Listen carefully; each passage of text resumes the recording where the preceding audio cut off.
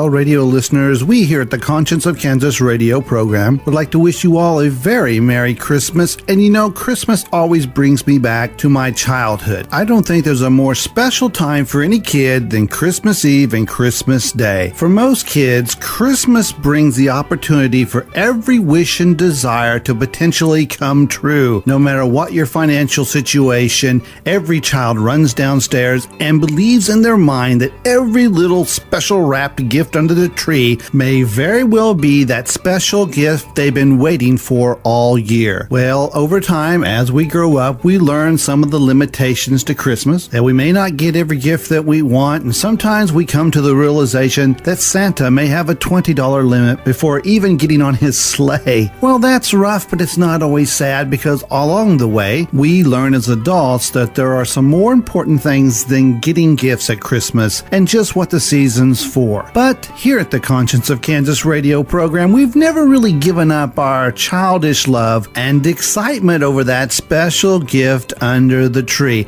And I don't think you adult listeners need to be out of luck at Christmas as well. Thankfully for you in the radio listening public, I have come this evening bearing gifts. Now, as always is the disclaimer, some folks find some of my treats bittersweet, but I think you'll enjoy our gift for this evening, so pull up a blanket and edge up here to the fire and enjoy the Conscience of Kansas radio program political reading of the night before Christmas.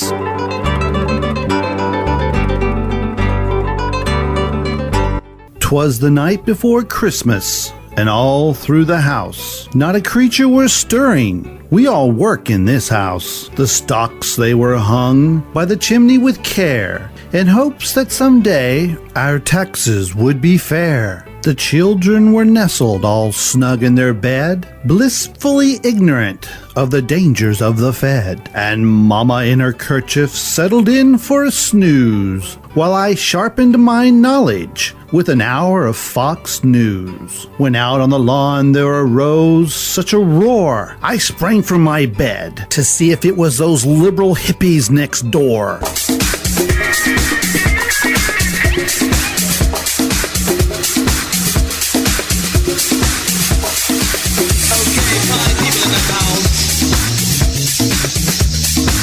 Oh yeah, it's a little slice of heaven having those hippies next door beating on their bongo drums, burning their love incense, and all the rainbow stickers left and right. Make love instead of common sense, man. Yeah, nothing beats living next to Jane Fonda University. I tell you, I hate those hippies. I hate those hippies.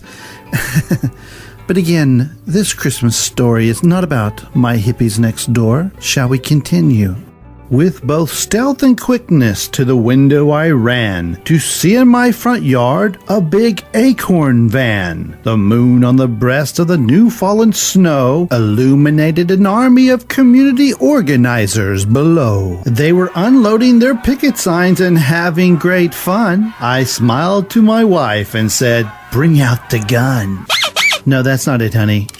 There you go. Wouldn't it be nice if I could just say hello to my little friend? Away, mighty, mighty acorn. This is the best Christmas ever. That's probably not appropriate for the holidays, so let's move on. When what to my wondering eyes should appear but a hope and change sleigh and 8 big city reindeer, with a smart and clean driver so full of drama, I thought to myself, could that be Barack Obama? More rapid than vultures his minions they came, and he whistled and shouted and called them by name. Now Pelosi, now Reed, now Hillary, you vixen. On Biden, on Grayson, on Snow, the rhino in the mixin'. To the top of the porch, to the top of the wall, tax away, tax away, tax away all. The guy in the suit, whoever he be, had an eloquent voice. It was something to see. With his charismatic tone, even I felt somewhat somber, until I noticed on his sleigh a big teleprompter. A plan was unfolding that fit like a glove. Acorn distracts from below, while this dirty bunch works from above.